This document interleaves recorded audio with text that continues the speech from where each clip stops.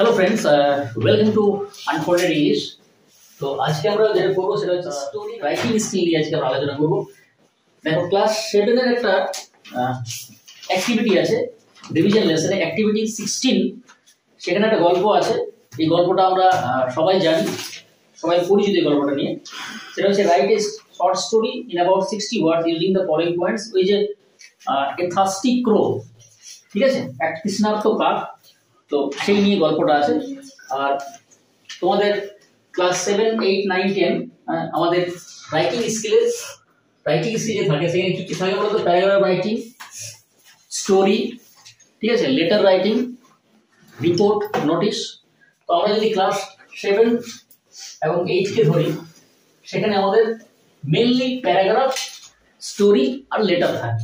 হ্যাঁ, এবং ক্লাস 9 বা 10 এ কি থাকে? আমাদের নোটিশ থাকে আর রিপোর্ট থাকে। তো আমরা ক্লাস 7, 8 কে ধরি, সেখানে স্টোরি রাইটিং রয়েছে। এবং রাইটিং এর যতগুলো সেকশন আছে তার মধ্যে সবচেয়ে সোজা যদি বলি সেটা হচ্ছে স্টোরি রাইটিং বা গল্প লেখা। হ্যাঁ, আমরা গল্প প্রত্যেকে ভালোবাসি গল্প শুনতে। তো আজকে আমরা গল্প শুনবো এবং গল্প লেখার চেষ্টা করবো। হ্যাঁ, মুখস্থ না, আমরা লেখার চেষ্টা করবো। দেখো, প্রত্যেকটা এখানে পয়েন্ট দেওয়া আছে, আমি সেই পয়েন্টগুলো ধরে ধরে কিভাবে লিখতে হয় সেটা আলোচনা করছি। হ্যাঁ, দেখতে হবে। আচ্ছা, বলতো গল্প মানে কি? অতীত, তাই তো? গল্প মানে অতীত, যেটা ঘটে গেছে। তাহলে ঘটে গেছে মানে কোন টেন্স হবে? কোন টেন্স হয়? পাস্ট টেন্স, তাই না? Simple past. তাহলে সিম্পল পাস্টের স্ট্রাকচার কি হবে? সাবজেক্ট, ভি টু, অবজেক্ট, তাই তো? এটা হচ্ছে সিম্পল পাস্টের স্ট্রাকচার। যেমন আমি একটি পাখি দেখেছিলাম, ইংরেজি কি হবে? আই শ এ বার্ড, ঠিক আছে। ছেলেগুলি ফুটবল খেলেছিল,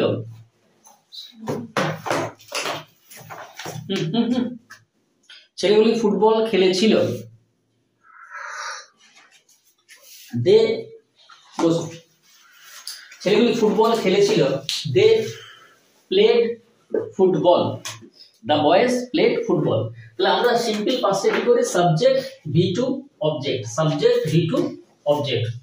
আচ্ছা, এখানে আমাদের স্টোরি রাইটিং ক্ষেত্রে এই স্ট্রাকচারটা দরকার আছে। প্লাস আমাদের কি দরকার হয়? Past continuous. পাস্ট কন্টিনিউয়াস মানে কি? যখন আমরা অতীতে কোনো কাজ করছিলাম, আমি খাচ্ছিলাম, তারা যাচ্ছিল, সে আসছিল, তাহলে কি হবে?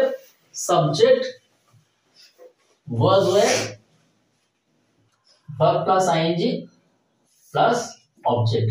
তাহলে এই দুটো স্ট্রাকচার আমাদের মনে রাখতে হবে গল্প লেখার ক্ষেত্রে।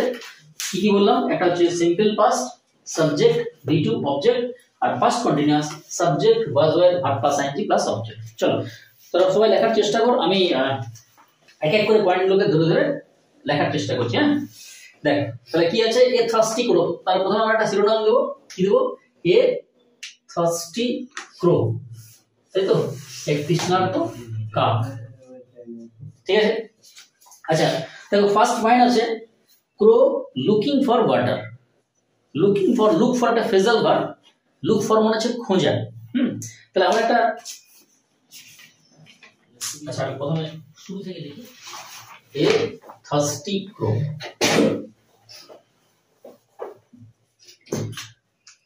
এ থার্স্টি ক্রো। থার্স্টি মানে কি? তৃষ্ণার্ত। চলো, আমি এখন খুব সহজ করে লেখার চেষ্টা করছি, খুব সহজে। ওয়ান ডে মানে একদিন, এ ক্রো একটি কাক, became very thirsty, very thirsty. তাহলে ওয়ান ডে মানে একদিন একটা কাক খুব কি হয়েছিল? তৃষ্ণার্ত হয়েছিল। একটা কাক খুব তৃষ্ণার্ত হয়েছিল, ঠিক আছে। বা এখানে আমি এও লিখতে পারি, one day a crow felt very thirsty, felt very thirsty, ঠিক আছে। ফার্স্ট লাইন এটা হলো একটি কাক একদিন খুব তৃষ্ণার্ত হয়েছিল, ঠিক আছে। আচ্ছা, আমরা এখানে ইটও দিতে পারি, আবার হিও দিতে পারি। আমরা জানি যে প্রাণীদের ক্ষেত্রে কি ইউজ হয়? ইট ইউজ হয়। প্রাণীদের ক্ষেত্রে কি ইউজ হয়? ইট ইউজ হয়। বাট আমরা এখানে হিও দিতে পারি, যে হি ওয়াজ ফ্লাইং, কাক উড়ছিল, he was flying. for looking for water. He was flying looking for water. অর্থাৎ সে জলের জন্য কি হচ্ছিল, উড়াউড়ি করছিল। ঠিক আছে, লুকিং দ্যাট, এটা হলো আমার কি পাস্ট কন্টিনিউয়াস টেন্স। তাহলে হি ওয়াজ ফ্লাইং। আচ্ছা, এই জায়গাটা আমরা চেঞ্জ করতে পারি, এই জায়গাটা আমরা একটু চেঞ্জ করতে পারি। হ্যাঁ, লুক ফর না দিয়ে হি ওয়াজ ফ্লাইং, একদম সিম্পল ভাবে he was flying for water. He was flying মানে সে উড়ছিল, ফর ওয়াটার মানে কি জলের জন্য সে উড়ছিল। ঠিক আছে, মানে জল খোঁজার জন্য। আমরা এটা এভাবে করতে পারি, he was flying in search of water. In search of water মানে জলের খোঁজ। ঠিক আছে, জলের খোঁজে উড়ছিল। বাট কিন্তু he did not find any water. He did not find any water. কিন্তু সে কোনো জল পায়নি। দেখো, a crow become মানে কি সাবজেক্ট V2, তাহলে simple past. he was flying, তাহলে সাবজেক্ট was where ing মানে কি past continuous. but he did not find, সে পায়নি, সিম্পল পাস্ট। নেগেটিভ ফর্ম আছে simple past, he did not find any water. suddenly মানে কি হঠাৎ করে, he saw, সে দেখলো, a pitcher মানে কি কলসি। suddenly he saw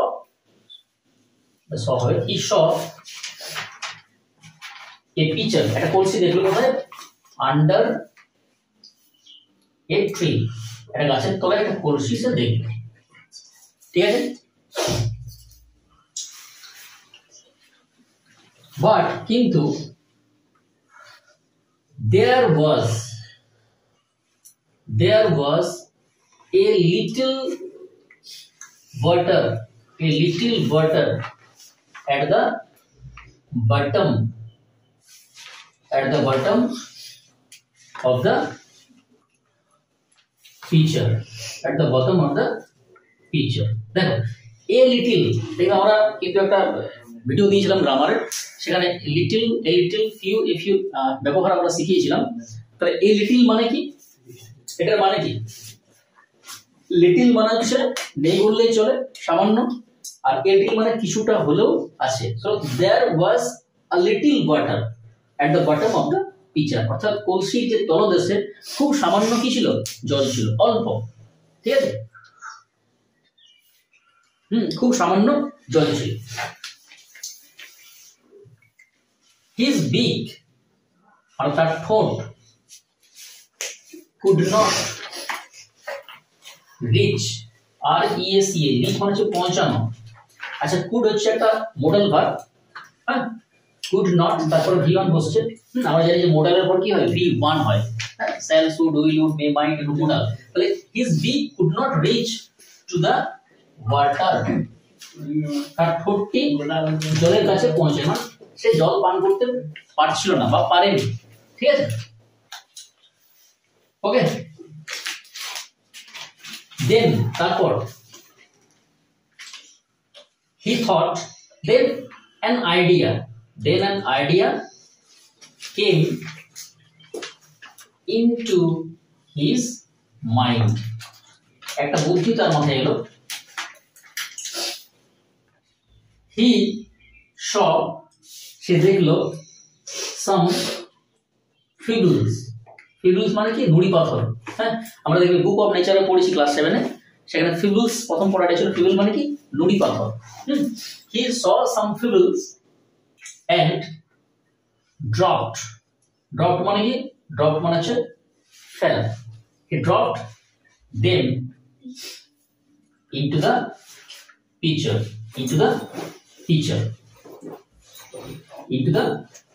হ্যাঁ, সেগুলি পাথর দেখলো, সেগুলো কি করলো, কলসিতে একের পর ফেলে দিল।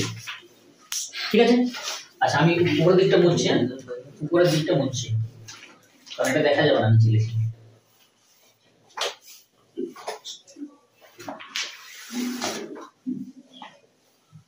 ঠিক আছে, তাহলে সেগুলি পাথরগুলো জলে ফেললো, তাহলে কি হয়, জলটা উপরে উঠে যেত।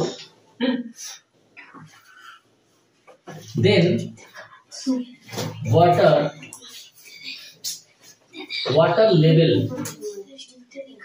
rose up.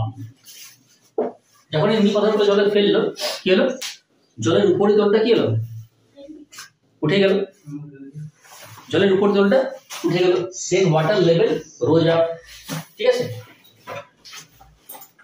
he drank water and flew away.